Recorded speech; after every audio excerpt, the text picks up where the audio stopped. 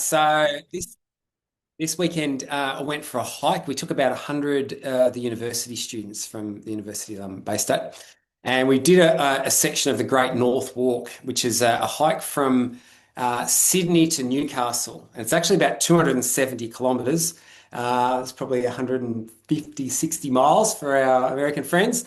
But obviously, we didn't do the whole thing. We just did two sections over 2 days.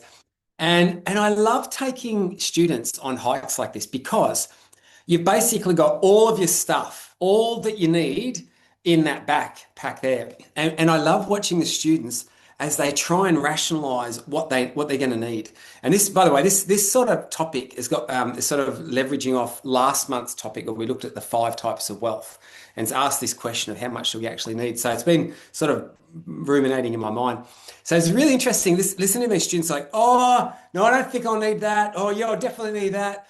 And then they come up with, what they'll have in their pack. And what they're acutely aware of is that anything that they don't really need that they're going to carry is just dead weight. And I think there's a nice little powerful sort of life lesson in that, that often carrying things that we don't need is just adds weight, and that's about all it does. So anyway, then you see them and they start on day one. Everyone's very reluctant to share anything. Like, so, they've got their snacks, but they're like, oh, like they're holding their snacks pretty close to their chest because they're aware of the fact that they've got a whole nother day to go. And they don't know what the next day is going to be like. And it's quite a challenging day. So anyway, everyone's a little bit like a bit coy, just a bit sort of, protective. And then the next day comes and invariably people have brought too much. And so then it's interesting to watch how this starts to switch then. So from about the middle of the second day, particularly because there's some really hilly sections that come up, you see them starting to offer to people, hey, do you want some of this? Take this, because they're realizing that, hey, you know what? Anything that I'm not going to use is just dead weight. It's just adding to the weight of what I'm doing. So now there's this sort of this mindset shift of like, oh, like I've got to protect it. I've got to keep it close to my chest, to no, go for it. You can have it. Let's all do this together. And so it made me think about the work of Stephen Covey. And I really like Stephen Covey. He's passed away now, but he was the gentleman that wrote the book, 7 Habits of Highly Effective People. And in that book, he talks about this thing called a scarcity mentality. And sometimes it's, framed as a scarcity mindset. But this is what he writes. He says, people with a scarcity mentality think that there is only so much in the world to go around. And I want you to think about this and how you might be positioned in this regard. He says it's if they see life as a pie, and what that means is if one person gets a big piece, then they get less, right? So in other words, it's this whole zero-sum game idea. What we know, so basically the mindset is that there's not enough to go around, so therefore if someone else is winning, then I must be losing. And so probably a good approach would be for me to try and win so that, and which means at the cost of other people, they might have to lose. But, it's survival of the fittest here. It's a competitive environment. And this is, Stephen Covey writes, such people are always trying to get even, to pull others down to their level. You can understand why, right? Because, you're trying to keep your own head above water because there's not enough to go around, not enough flotation to go around. So that they can get an equal or even bigger piece of the pie. And I'm intrigued by this idea because, what this basically frames is this whole idea that when we live in a space of scarcity, right, when we actually have this scarcity mindset, like there's not enough to go around, it means that I really need to be competitive here. And really, it's a fight, and the fight is on. And then Stephen Covey contrasts this with not a scarcity mindset, but what he calls an abundance mindset. And what an abundance mindset is this very different paradigm that, there's plenty to go around. And if there's plenty to go around, just because you win doesn't mean that I can't win as well. And in fact, one of his habits of highly effective people, he calls think win-win. And what he says is that, when I can win and they can win, we can all win together. And it actually becomes collaborative now, right? I don't have to worry if someone else is going really well. I can champion them because we rise by lifting others and collectively we can all go up. And so I've been thinking lots and ruminating lots, and as we were hiking, thinking a whole lot about this whole idea of this scarcity versus abundance mindset. And what we do know, and here's that I'd love your insights on, because I'm only just sort of throwing some of these ideas around. But you can understand why it is that we can shift into a scarcity mindset, right? We can be conditioned that way. I was just chatting, I actually did a research presentation at the university last week, and one of the ladies, she's a professor here, and she said, I'm intrigued by this. She said, I grew up in war-torn Europe. In fact, she's Jewish, and her granddad was actually involved in the Holocaust and all those atrocities. And she said, and we had nothing. And so she said it was very scarce, and we had to do whatever we could just to get by.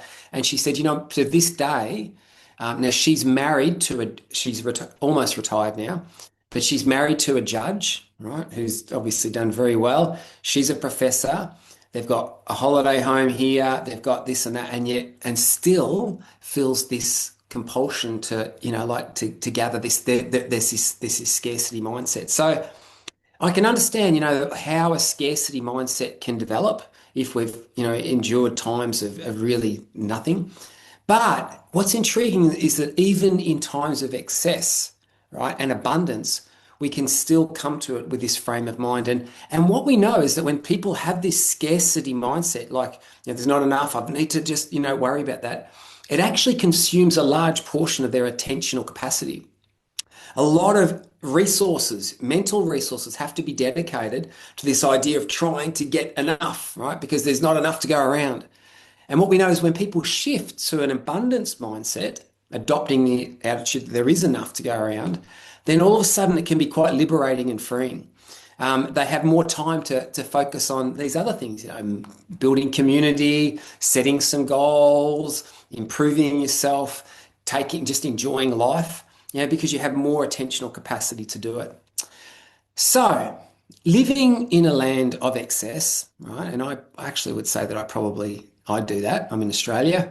I know that many of you might be the same too. And this is not in any way to discount for those people who might be doing it really tough, because I know that, living with a scarcity mindset is legitimate. But in the case of living in a place of excess, what's some ways that we can shift from scarcity mindset to abundance? And I'm really interested in the literature on that. I'm going to just share two really quick strategies that come to the fore.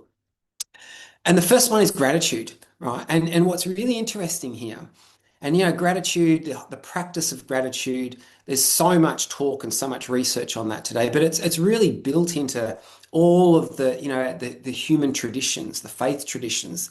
There's this whole idea of, being thankful and practicing gratitude keeps coming on. And what's so significant about gratitude, they're discovering, is that in an instant, it shifts your focus from what you don't have to what you do have.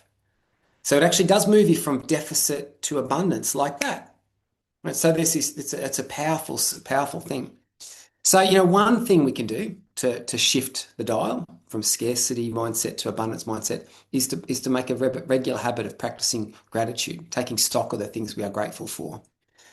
And then there's this second one, and this one here is almost like an oxymoron. It's almost completely counterintuitive. And that is that you can actually discover enough or abundance by giving. And this is a really intriguing thing.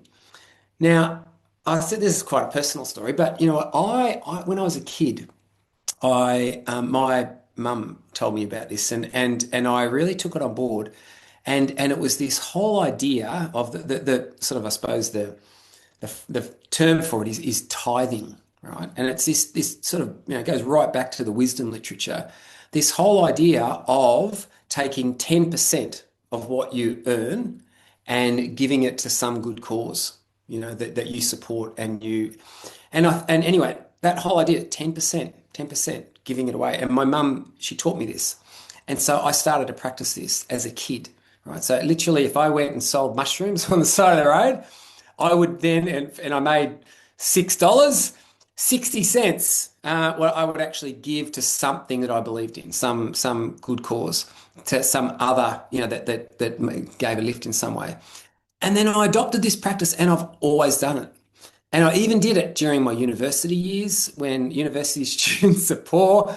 But I also always made this habit, and I've done this to this very day, of actually giving 10% of what I earn to some cause that I believe in, that elevates it, helps other people.